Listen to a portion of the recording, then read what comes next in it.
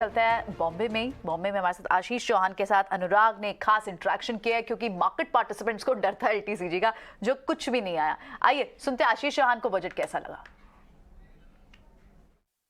Sir, जो budget पेश किया गया उसे आप किस तरह से देखते हैं? क्या जो बड़ी चीजें थी वो काफी पॉजिटिव है? जो भविष्य का रोड मैप है इस बजट में बताया गया है। एक तरह से आप देखेंगे कि बजट जो है वो काफ़ी एक तरह से मैच्योर बजट है और ग्रोथ ओरिएंटेड है, इंफ्रास्ट्रक्चर ओरिएंटेड और जॉब क्रिएशन ओरिएंटेड बजट है। तो कई चीज़ों का ख्याल रखा गया है कि जो मिडिल क्लास है उनका इनकम टैक्स कम करा गया है। इवन जो रिच है उनके लिए भी कुछ बजट में है, सिर्फ मिडिल क्लास या पुअर के लिए नहीं है, बट रिच के लिए भी उनका भी टैक्स थोड़ा कम हुआ है। हालांकि थोड़ा ही कम हुआ है लेकिन ज़रूर कम हुआ है। और सबसे बेहतर जो इकोनॉमी की दृष्टि से देखते हैं तो इंफ्रास्ट्रक्चर का जो एक डेफिसिट भारत में देखा गया उसको इस सरकार ने पिछले 8-9 सालों में सुधारने का कोशिश किया। इस साल आई थिंक ये सबसे बड़ा एक इम्पेटस में कहूँगा कि 10 लाख करोड़ रुपया सबसे अधिक, इवन पिछले साल में 7.5 लाख करोड़ दिया था, इस साल 10 लाख करोड़ दिया हुआ है। तो मुझे लग रहा है कि इंफ्रास्ट्रक्चर क्रिएशन ये गवर्नमेंट की क्षमता रही है, उन्होंने एग्जीक्यूशन भी किया है, सिर्फ पैसे खर्चे नहीं कर रहे हैं। और मुझे लग रहा है कि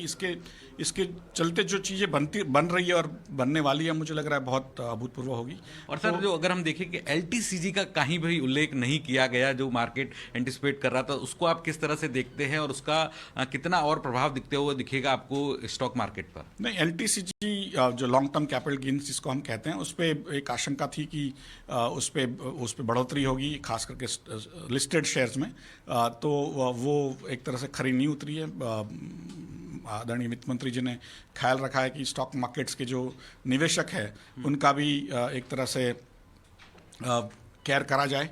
और मुझे लग रहा है कि जो बजट जब वो पेश कर रहे थे और वो समाप्त हुआ तब निफ्टी इंडेक्स करीब 120 पॉइंट ऊपर था, अभी 300 पॉइंट के ऊपर है। तो जैसे जैसे लोग बजट को पढ़ेंगे मुझे लग रहा है उसमें और बेहतरी दिखेगी उनको। उनमें लगेगा कि जो विश्व में एक तरह से मंदी का माहौल है, अमेरिका में, यूरोप वगैरह में, उसके सामने एक ग्रोथ ओरिएंटेड बजट है।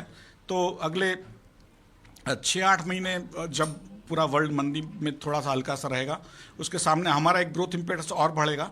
और जब वर्ल्ड वो क्यूई में वापस पहुंचेगा तब तक हमने एक तरह से एक बड़ी एक लीप लिया रहेगा हमने। तो मुझे लग रहा है कि ये बजट जो है, मैं 10 में से 10 अंक देता हूँ इसको, कि हर चीज़ का ख्याल रखा। इवन इंपोर्ट ड्यूटीज, जो बेसिक इंपोर्ट ड्यूटी थी 21%, उसको 13% तक लेकर के आ गए। तो कई चीज़ों का ख्याल किया है। और सबसे बेहतर मुझे लगा कि जो इंफ्रास्ट्रक्चर पे आप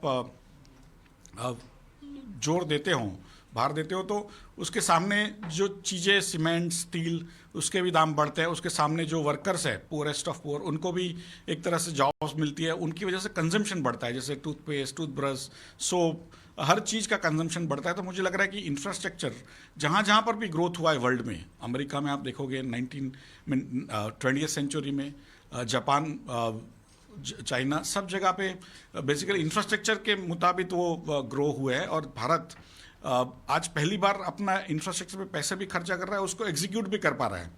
और मुझे लग रहा है ये इंफ्रास्ट्रक्चर जो इम्पेटस है वो भारत को बहुत आगे लेकर के जाएगा।